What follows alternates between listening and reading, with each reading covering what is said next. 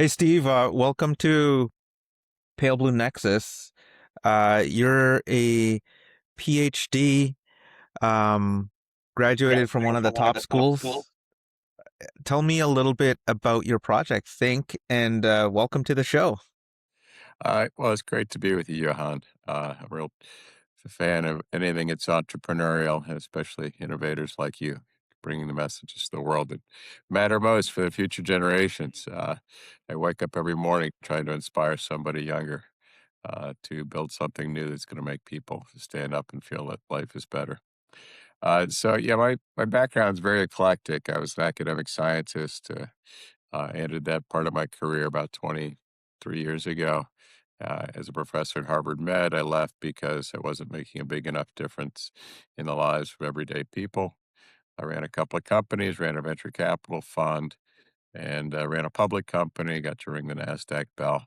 And so I've seen every side imaginable, from the beautiful, the fantastic, the glorious, down to the bad and the ugly, undersides, underbellies of bankruptcies and everything else. I've probably been around 60 companies at some level firsthand in my journey, going back to my academic days. And so fundamentally, I care about working with great people and building good teams and doing something that's wonderful for the world. Yeah, I connected with you on our pre-interview call because you're developing this really cool product that my kids can use. It's a hardware device. It sits on your head, and given your background, like you're kind of well positioned to develop this product. Tell me a little bit about it and what do Yeah. you expect to achieve with it?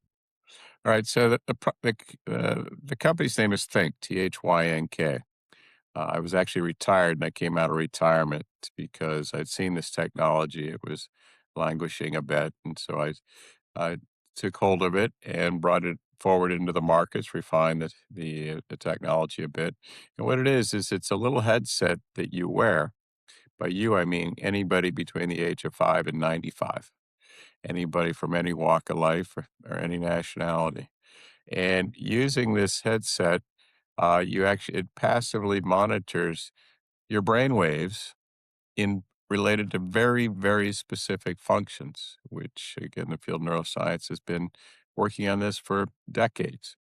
And then your brain waves are then used to control a video game on an iPad. It's an adventure game like Temple Doom or Subway Surfer, things that kids can play or adults can play. But it's not an addictive game. It's a game that's taught it's to teach you cognitive skills, although some kids in particular get addicted in the sense that they enjoy winning against themselves, seeing how much they can achieve on their own. There is no ultimate goal in that other than improving your tech brain skills. And we're now serving everyday people. We don't go direct to consumer because we're a very small team right now. So we started in the first market is public schools, mostly in the South, and we'll be moving into sports. And the best way to think about what we teach is we all wish we could get into a flow state every time we're writing a document or driving the car or in a very challenging moment, Hmm. stressful taking an exam. But somehow we get locked into these little pathways that, you're worried about dinner, you're worried about your date tonight or something else, and you're distracted. So we get you into that flow state of being non-distracted while being in a high pressure situation of having to be part of a video game. So imagine it's not like sitting in a cave and meditating. It's like being at work on a timeline to deliver something to your boss. How do I get into this flow state under pressure? That's what we teach. Get into a flow state under pressure. I mean, it's already hard enough to get into a flow state. Um, and now you're almost saying that you can bring it on at will, which is like a superpower these days, especially with so many distractions out there. It is a superpower. I had a personal beginning in this field about 10 years ago. I was doing some mindfulness training with the John Kabat-Zinn Institute in Massachusetts, and I was failing miserably. I couldn't get away from my own thoughts. And so I actually had the pleasure of meeting Dr. Judd Brewer, who brought me into his lab with tens of thousands of dollars of EEG and other equipment. And I learned with field biofeedback to actually meditate at a level I know most humans have never felt. Mhm. But it was the value of the device that I could actually teach myself, but it was because it was giving me an independent measure. Imagine trying to lose weight without having a scale to stand on. "Oh, I feel a lot skinnier today." You really don't know what you're doing in a flow state, but we all know, we've all been in that state, getting a lot of work done or playing music or somewhere in a sport, you don't even remember making the shot, but it went in Yeah. somehow. That's trainable. That's something we've lost as a modern species because Wow. of our distracted lives. Why doesn't a current publisher like Nintendo or somebody that's really good at hardware develop a device like this? Is it just that their incentives don't align here? Uh, there's a few reasons. One, there's never been a product that's worked in this space until we came along. Literally, billions have been thrown, for example, working in schools primarily right now.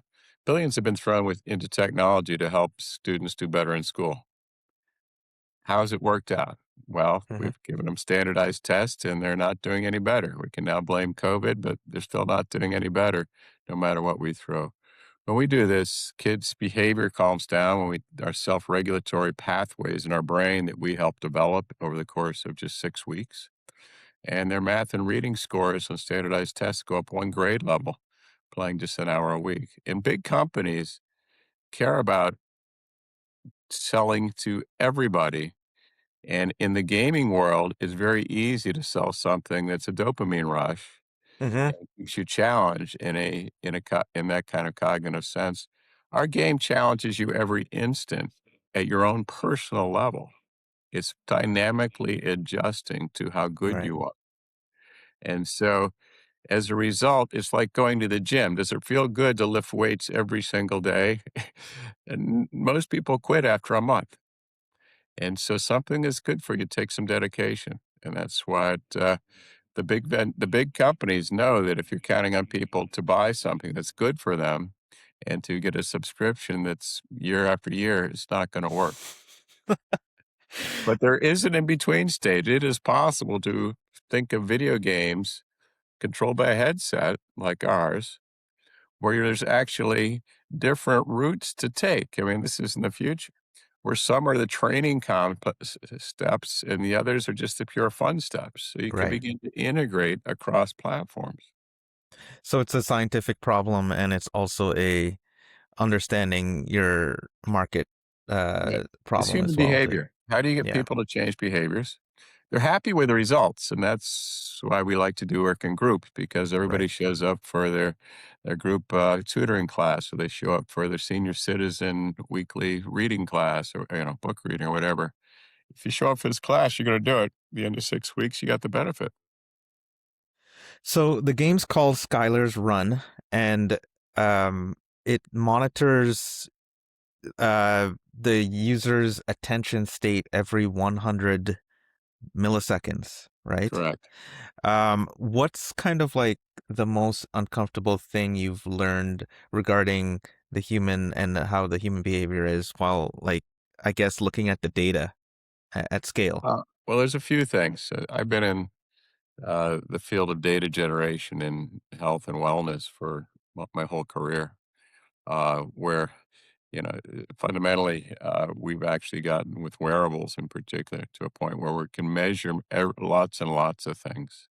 But there's very few things that when you're measuring it that actually teaches you how to improve it. If you wear a heart monitor and says you're stressed, that monitor doesn't give you a training program how to reduce your stress or your heart rate variability or anything else. That's a difference we're seeing here. So it becomes an approach that people have to understand. It's no different than going to the gym for Hmm. your brain. 60 years ago, who went to the gym to exercise? I guarantee your great my grandmother didn't go. If you asked her, she would have said, "What are you talking about?" Now we've given over our physical challenges to machines and automation and cars and everything else. We're doing the same thing with our brain. So the idea of a cognitive suite of tools for any age, for a wide range of skills. We teach 13 skills right now. We're envisioning a map to 100 skills that is individualized, and it could be in any sort of game setting. So the fundamental difference here is the training aspect that transfers into the real world. So if you're better at this game, you're better at math and reading, you're better at surgery.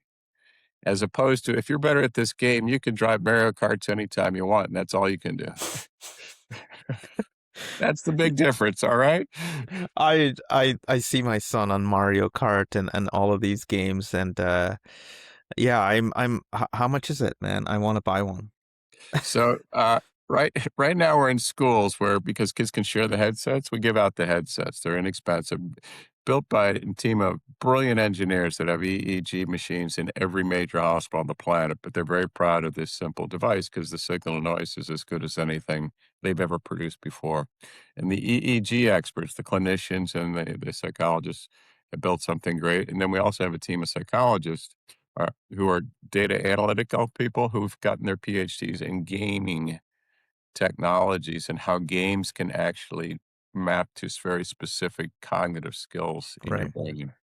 And so when you put that combination together, you end up with something that's very compelling. And it's the first of what's going to be hundreds of things in this space, just like apps on the iPhone. So where we are right now is we're selling it only to schools because we don't have a big team to manage the inbound calls from, a grandmother who doesn't know how to use an iPad or something, because we Hmm. see these. We will go direct to consumers in about a year. You can write us. You can look for us on Think. It's just about making sure we can give everybody a seamless experience. It shows up in the mail, you put it on and you go. And for right now, it's as I tell people, if you know Steve, you might be able to get one. Depends if you're an potential investor. But we have a lot of people asking. But we're also in the schools. We're in Florida, Puerto Rico, Ohio, Tennessee. We're in some of the largest school districts in the entire United States. So rather than selling one person at a time, we can sell one district. And Puerto Rico, for example, we're doing a pilot there, has 250,000 students in one school system. Wow. Yeah, and even through initiatives like podcasts, you can reach more people. So, Yeah. tell me about like cognitive skills and which ones stand out to you as ones Mhm. that help adults the most in today's world.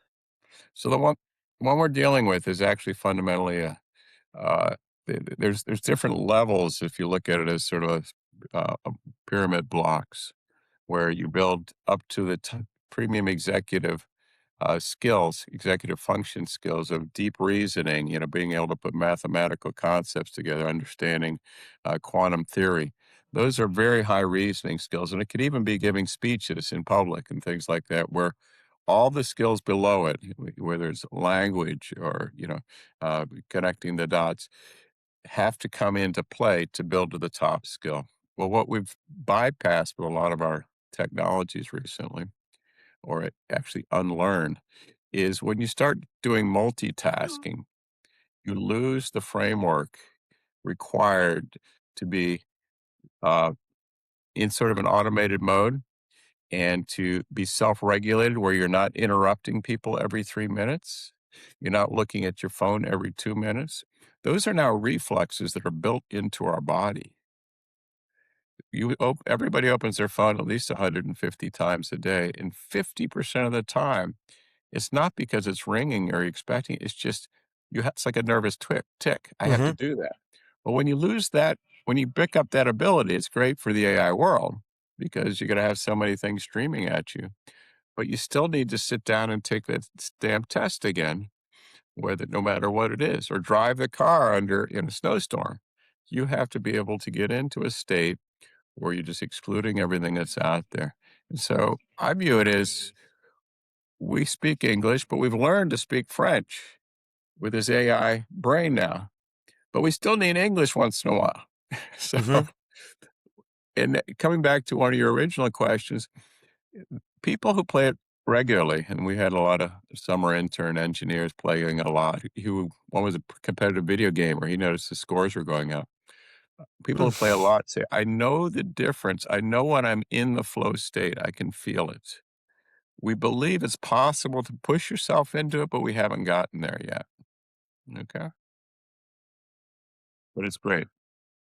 And I guess it can help when it uh, with conditions like ADHD and things like that, or keep somebody focused.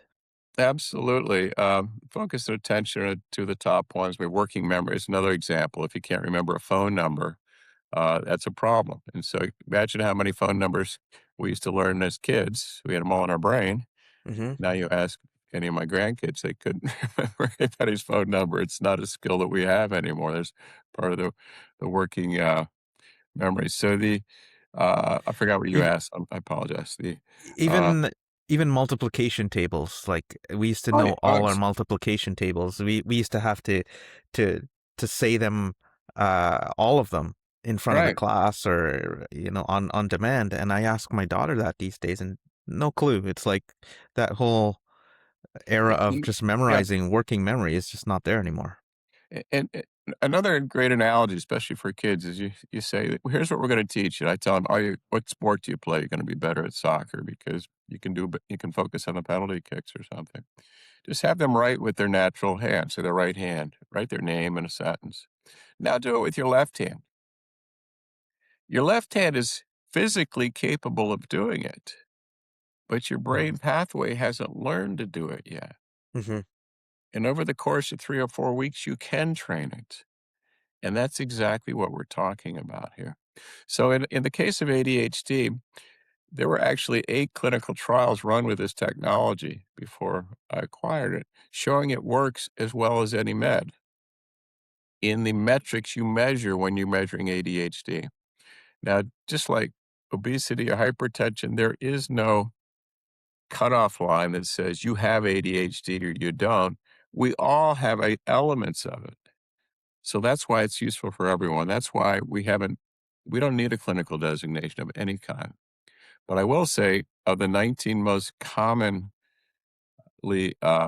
diagnosed mental health conditions, including depression and bulimia and things like that, in all but two, attention issues rank as one of the biggest symptoms they have. And it's even worse in some than it is in ADHD itself. Hmm. The That's core function amazing. underlies everything. I mean, there's one thing and one word that I think is important these days, and it's focus. We just have so much noise everywhere. It's the I am constantly, as a CEO myself, I'm constantly looking at my to-do list and having to say, what is it that I'm taking out of this? Like, what can I remove? And I think it's like, there's just so many things that you can focus on, but you just have to be choosy about that.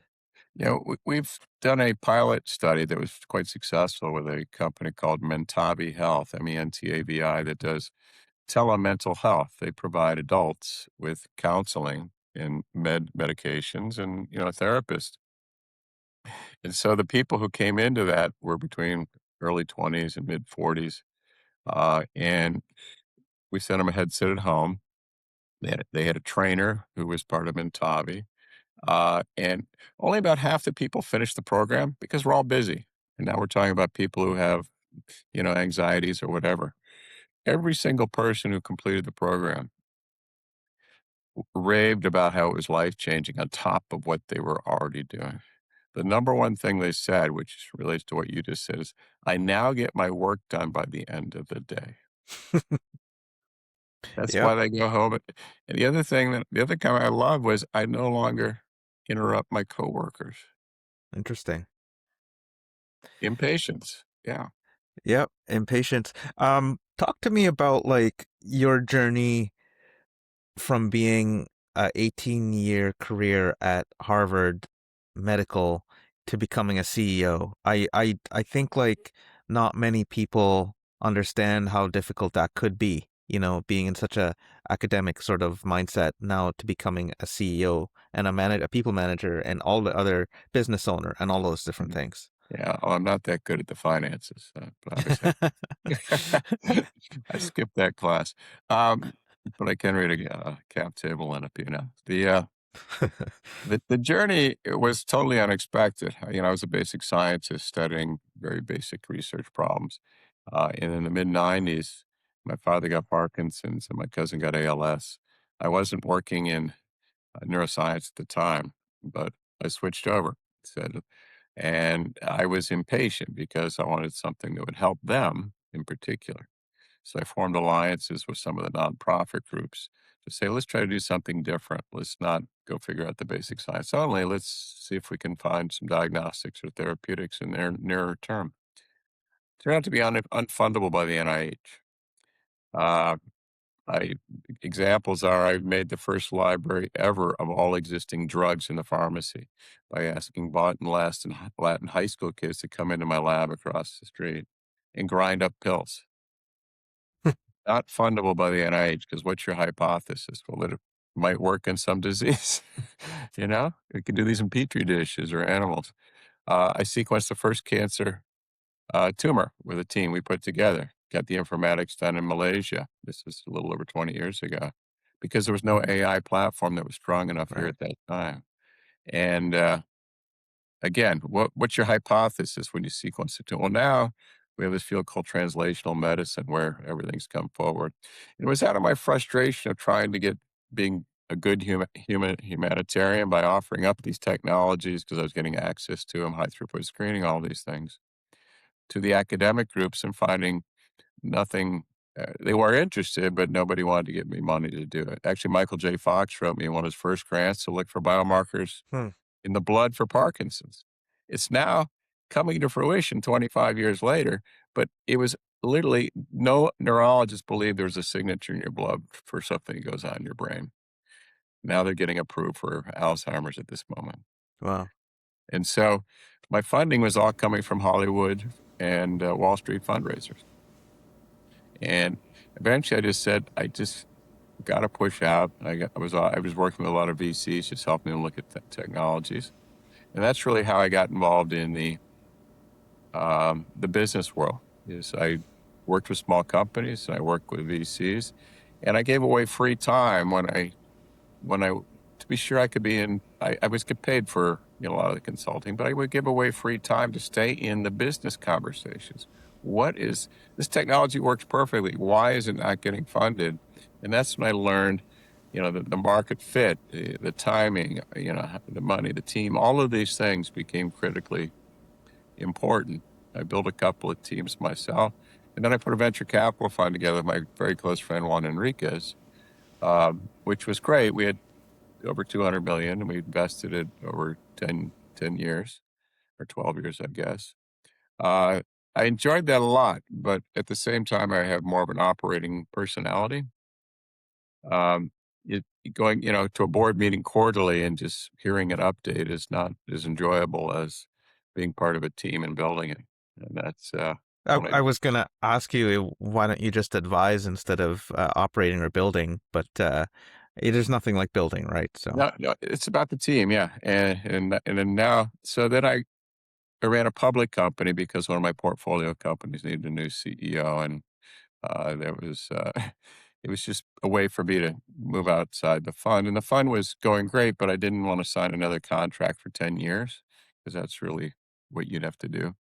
And so I said, well, let me try this public gig, which we had an FDA event that hurt us significantly. But then I retired, and I came out of retirement when, after seeing my grandkids who were living with us because they had no daycare in California, um, one of them struggling to learn how to read through a iPad screen. yeah. The teacher was wonderful, practically standing on her head to keep him entertained, but the human mind needs some help. I love that. It's like I'm not done yet. I'm well positioned to deliver this, and you are. So it's amazing, and I hope it comes to market to the point where people can benefit from it. I think Yeah, it's a great yeah. idea for a product. And we'd like to get to market quickly. The biggest struggle right now is we're finding since nothing like this has ever existed that worked, we're having to prove it one case at a time. So, for example, we're going into elite sports academies now to chat because there's these kids pay 50, 100 grand a year to go to these sports academies to try to Right. get D1 scholarships where they're now getting paid $1 million to play basketball. So, uh, and they're missing it brain cognitive training. When the big, when you're at the free throw line in the finals, you got to make that shot. This I attended a performance workshop at IMG Academy down in Yeah. Florida there, and Wow. yeah, they talk a lot about this type of stuff. You might run some tests over there if you Yeah. connect with them. Which is, we have, we're talking with a former NHL goalie right now and some others in New England. It's really about finding the right coach or guide to help someone through it. We can't just give it to someone and expect them to succeed because we don't have the proof of what it improves in Right. sports. And that's frankly what I'm looking for is people to tell me what would you measure? We're not going to go a whole season looking at free throw percentages. Okay, let's Right. measure. And because there is no existing cognitive training, they don't have lots of measures I already. I I bet you are met with a lot of like, I guess, reluctance and maybe critics that say, this neuro feedback sort of field Yeah. has gone through a tried product market fit scenario before, but what you're talking about here is actual measurement and actual science. Yeah. And so we, in the schools, for example, in every case, we just say, what is it you want to get better at? Right. And behavior comes number one for the teachers. So how do you measure behavior? Well, here's a survey we use. Great. But one of the behavior things we didn't even think about, but it's come through in our most recent work, is there's something called referrals. When a child is really disruptive, they get written up in an official referral, and 3 referrals and you're out. And the number of referrals is down, and that's something that translates to every teacher in America, that one statement. Yeah. And there's an example. And for the superintendents, they love the math and reading scores because that's what's on the front page of the paper when the annual numbers come out. Yep. Tell me about the term neurodivergent. It's come up recently, and I Yeah. think you would be great to explain what this is and what you think about people who have this sort of trait. Yeah, let me explain it from my own background, which starts in this case in the field of cancer. I actually have a lot of expertise and background in cancer, particularly genomics. I'm helping people work on vaccines right now independently that will come forward very quickly. And what you discover there is when I started doing genetic analysis as an academic in the cancer field, is the pathologists had already declared how many different types of cancer there were, and there were no more. That was it.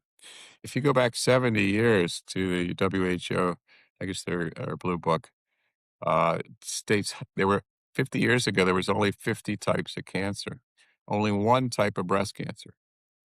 Now we have triple negative, HER2 positive, we have blah, blah, blah, everything. So there's there's hundreds of different cancers. In fact, there's 20 major types of breast cancer and 18 subtypes now, just that one.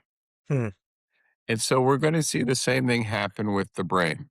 There's only two codes for depression. It's basically major and minor. Right? Okay. But everything is a spectrum about human biology. Everything I've ever looked at. And, we can find ways to redefine. For example, diabetes is now a higher A1C than it was 20 years ago because nobody could get to the one we used to have as normal.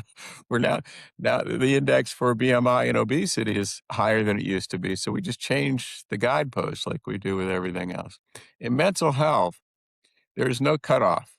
Uh, they say 20% of people have mental health issues. Well, in fact, it's 100% of people over the course of their lifetime. There's no one who doesn't go through a point of some depression or some anxiety or something else. It's just we said you got to have a diagnosis in order to get some treatment, and the treatment's very expensive. You know, and it requires if you're going to see a therapist 1 hour, you can't do 20 minutes. Even though that might work just fine, especially with AI. So what I'm saying is 20 years from now, with these devices like we have, we're going to start to see all the subtypes of brain ability, of cognitive behavior, your actual behavior. And we'll say, you know what? There's 18 types of Parkinson's we see in just the data. We now know for sure which ones are going to respond to which drug regimens. Right. And we're going to see the same thing for so neurodiversity is just a wide variety of metrics you care about. Some are manifest in behaviors we find a little troublesome because maybe you're always late or maybe who knows what, you know. But if they're not troublesome, but that doesn't mean you can't improve. That goes back to this idea. Let's have a mental gym that I can improve. I can learn a language in 6 months with some mental help. That's interesting. What does the FDA say about your device? Like, is it? There's several stakeholders. One is the user, one is the clinician if you're going to go the clinical route. The other is the FDA, and then finally the insurance companies, which generally comes down to Medicare or Medicaid because they're the largest insurer company. Uh, the uh, the FDA cares about the claims you make. So when I talk to people, I've talked to scientists about their neurotechnology. It could be like a music app that entrains the mind a Mhm. certain frequency. They say, oh, well, we're going after Parkinson's. I say, why? Everybody likes music. Everybody wants to be a better dancer. Why would you confine yourself to have to get a diagnosis? And in this digital health space, you can't change. We couldn't change our game if we got it approved. Imagine in this world of AI not being able to change it so it goes from Skylar to Johan's journey. Mhm. You know, and all of these things have to go through one more and there's nothing, it's 100% safe. These technologies are out there. So when it comes to the FDA, they are compliant and they're willing to do this, but it comes down to what's the claim you're making. Right. And the other, this insurance companies want to get return on their investment. So that's why I want to make this dirt cheap. Yeah.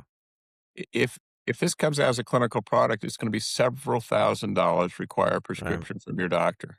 It doesn't need to be. It's for kids in school. And then you have so we're there's an in-between space. There's the FDA, and then there's, I'll call it loosely, the nutraceuticals, where there's broad claims and no meaningful data. There's an in-between space that we're blazing, and I'm really proselytizing all the neuroscientists I know. Publish the data. We're not gonna work on everything. Mhm. But publish the data. And then I'm also and then people can make their own decision because it's safe of whether they want to do it or not. It's like plastic surgery or Botox. It's safe. You decide whether you want to do it. Are something called peptides safe?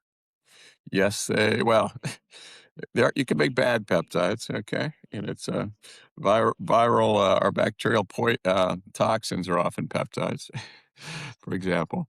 Peptides, um, how would I want to approach that?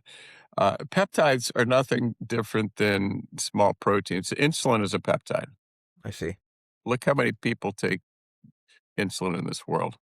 And we have other peptides. GLP-1's a peptide. Why are they making such a comeback within I guess the youth of today? They've been targeting high performance athletes. I've taught bioethics. When I talk about adoption of new technologies, it always starts the same with an orphan rare childhood disease because nobody's going to argue about the cost or the need to do it.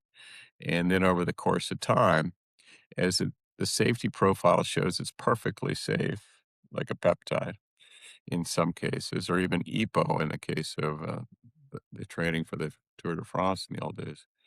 Um, then the price comes down. It ends up going into high performance and beauty or aging. Botox is human growth hormone, Barry Bonds Right. and all these baseball players. They were taking doses that were so high it was stupid. Hmm. But if now we're talking about with GLP-1 in this peptide universe, it's you have to inject it. You can't swallow them right now. Something that is 100% natural is what your body already uses. And that's the beauty of it. Unlike pills that you swallow, the body doesn't make any of those compounds. Right. Some come from nature, many, but these are actual natural components of your own body. And so what I do is I measure and adjust, measure what's going on, and make sure you're adjusting properly to get into the right range. And so in the case of the peptides, that step is missing. What are you measuring and adjusting to? If I'm just taking it like I take a supplement, and I know people who take 40 supplements, and I'll say, "Well, what's that one for?" And they'll "Oh, for my immune system." What on earth does that mean? Show me what the purpose is. And so at normal levels, especially as you get older, all of these hormone systems begin to fall apart. That's why we get cancer. That's why we get diabetes. That's why our muscles weaken. That's why we lose our memory because they're all on a decline.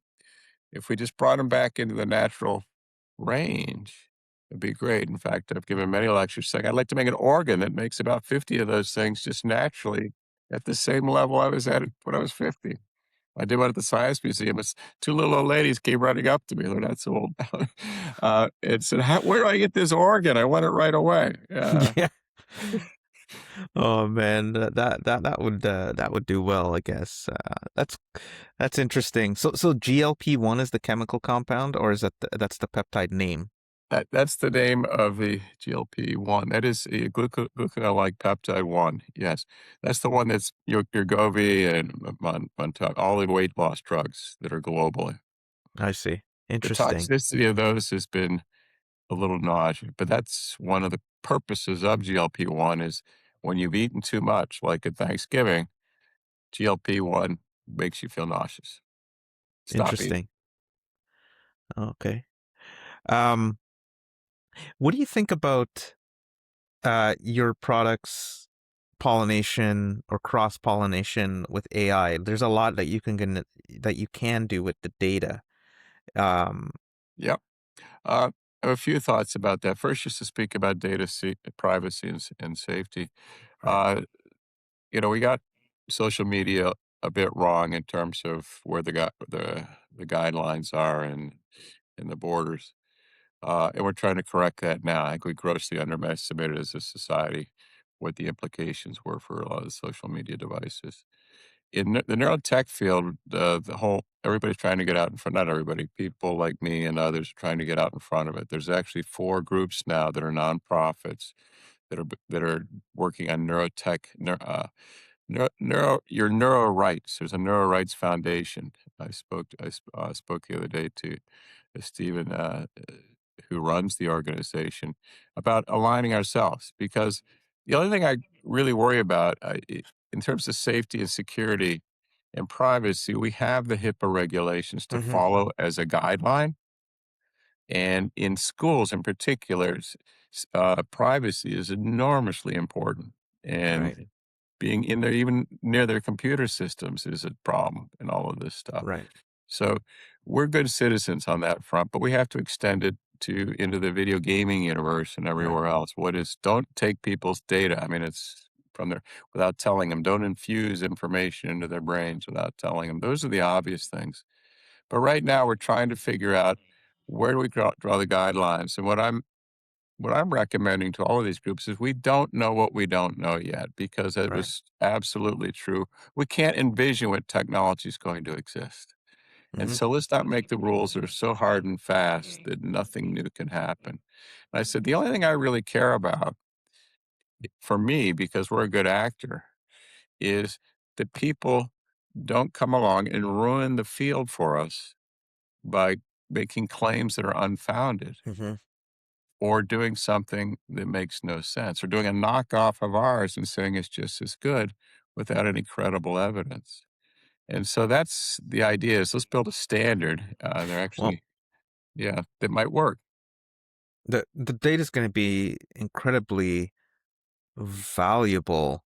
But you're right. There needs to be privacy here. And in Mhm, Canada, like we have this. I'm consulting somebody about mhm. this similar type of thing. They're collecting health data, and it can't go to the cloud and into somebody's model. Yeah, It has to stay local, which is one of the things that my company does okay. for clients is just to keep their data safe, right? So I guess you have a similar challenge about how you're collecting this data and where it's stored. Y We do. Right now, when we're in the real world and with a paying customer, we we leave all the data on the headset except a single No. number that's derived from it that controls a video game.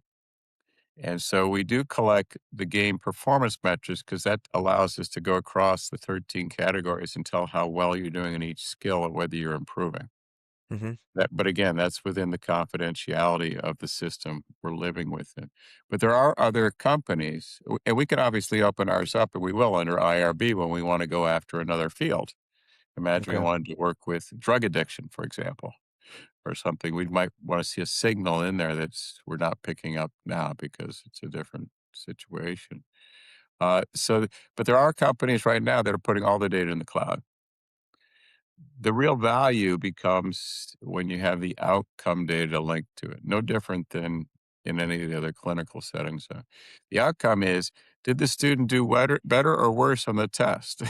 Yeah. Did the athlete hit a home run or strike out? Those kinds of things, if they're not there, you can't you'll see subgroups like I did when the original days of looking at cancer genomics. Look at all these different subtypes, but we didn't have any idea how to treat them or what, and we had no difference in the outcomes. They just existed as different. That's interesting. So that's all the valuable data is whether or not it caused a noticeable improvement in there. Yeah, In it's some outcome event that you can track and say, right. it could even be on entry. Here's the data coming in. These are the kids who are the most successful. We could see that before they did the first mission, even. Hmm. Interesting. What is your advice to startups and entrepreneurs these days that you sit on a lot of boards and Yep. um you see the startup ecosystem for what it is, and what is a couple pieces of advice that you would give to a startup in like the seed to Series A sort of range? A few things. The CEO's only job is raising money. Let me repeat that. The CEO's job is raising money. As a VC, all they would do is talk technology, and they had no idea what I was interested in, which is the other thing is before you meet with anybody, doesn't matter if it's a customer, potential collaborator, a potential investor, think about what it is that they care most about. 99% of entrepreneurs only talk about what they know and what they care the most about. That's interesting. What you're saying is like some CEOs, they are maybe too involved in product and design and Yeah. not enough on just focusing on finances and raising. Yeah. I mean, a simple question when I was a VC, I used to, let's assume your technology works, is perfect.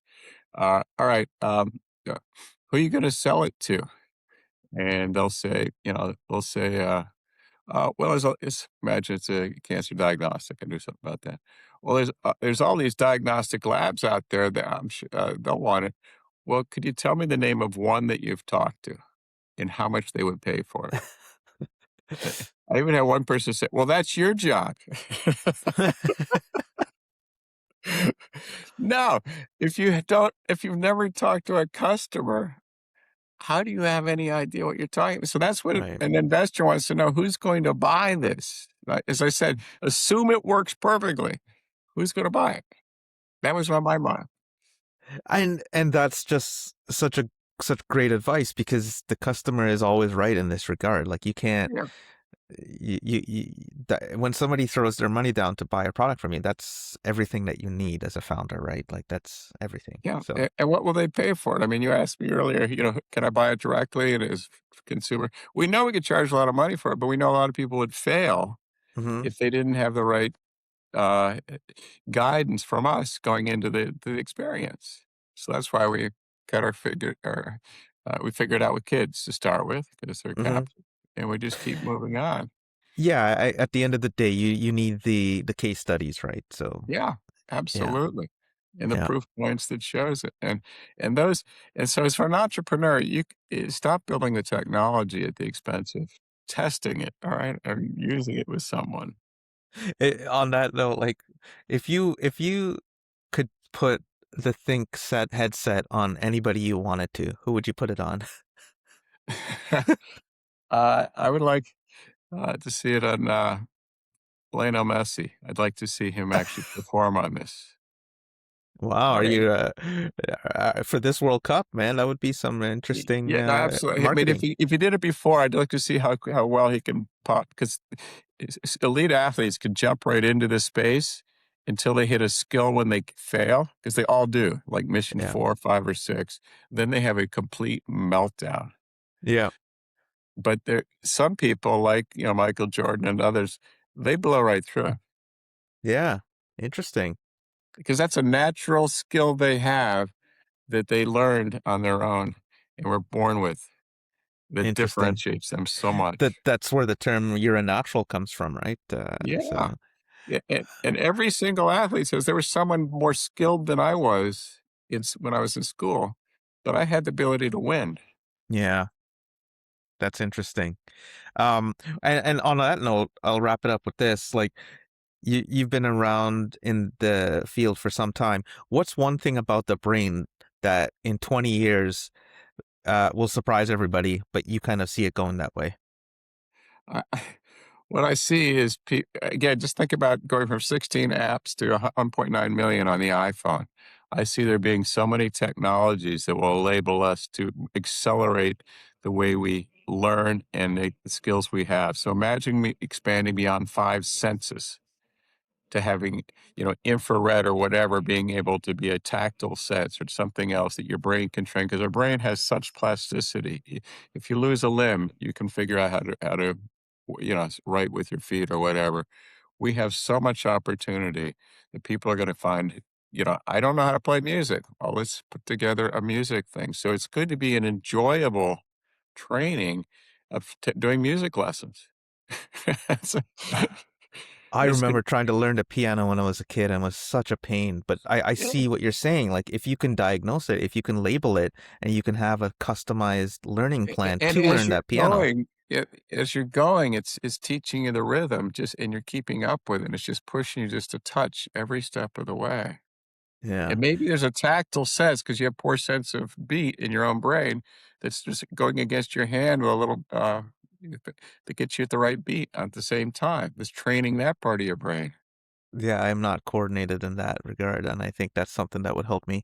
Thanks, Steve. This has Thank been you. an amazing conversation. I think it's gonna help a lot of people in my audience. Thank you Oh, for great. coming. Let's stay in touch. All right. Thanks, Johan. A lot of fun.